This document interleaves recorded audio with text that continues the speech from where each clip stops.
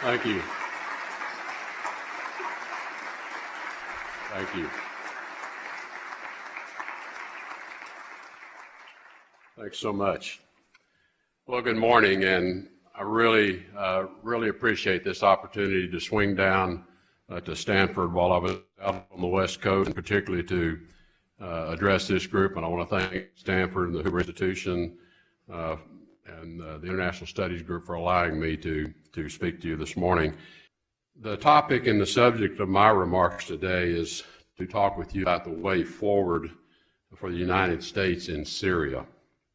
Then I want to describe why it is crucial to our national defense to maintain a military and diplomatic presence in Syria to help bring an end to that conflict and assist the Syrian people as they chart a course to achieve a new political future. Then, as indicated, Dr. Rice and I'll have a little conversation. For nearly 50 years, the Syrian people have suffered under the dictatorship of Hafez al-Assad and his son, Bashar al-Assad. The nature of the Assad regime, like that of its sponsor, Iran, is malignant. It has promoted state terror. It has empowered groups that kill American soldiers, such as al-Qaeda. It has backed Hezbollah and Hamas. In 2012, the Assad's regime military forces began to struggle badly against armed opposition. The regime was soon bolstered through the assistance of Iranian-backed fighting forces. In spite of the threat ISIS posed in Syria, Assad focused instead on fighting the Syrian opposition, even with Iranian and Russian military support at his back. As we survey Syria today, we see the big picture. The Assad regime controls about half of Syria's territory and its population, and continued strategic threats to the U.S. from not just ISIS and al-Qaeda, but from others persist. And this threat I'm referring to is principally Iran. As part of its strategy to create a northern arch stretching from Iran to Lebanon and the Mediterranean, Iran has dramatically strengthened its presence in Syria by deploying Iranian Revolutionary Guard troops, supporting Lebanese Hezbollah, and importing proxy forces from Iraq, Afghanistan, Pakistan, and elsewhere. Through its position in Syria, Iran is positioning to continue attacking U.S. interests, our allies, and personnel in the region. It is spending billions of dollars a year to prop up Assad and wage proxy wars at the expense of supporting its own people. In short, Syria remains a source of severe strategic threats and a major challenge for our diplomacy. Iranian influence in Syria is diminished. Their dreams of a northern arch are denied, and Syria's neighbors are secure from all threats emanating from Syria. But let us be clear. The United States will maintain a military presence in Syria.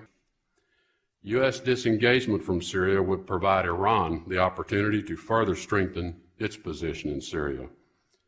As we have seen from Iran's proxy wars and public announcements, Iran seeks dominance in the Middle East and the destruction of our allies.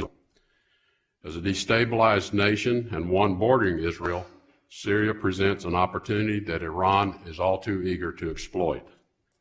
The agreement in the Southwest also addresses Israel's security by requiring Iranian-backed militias, most notably Hezbollah, to move away from Israel's border.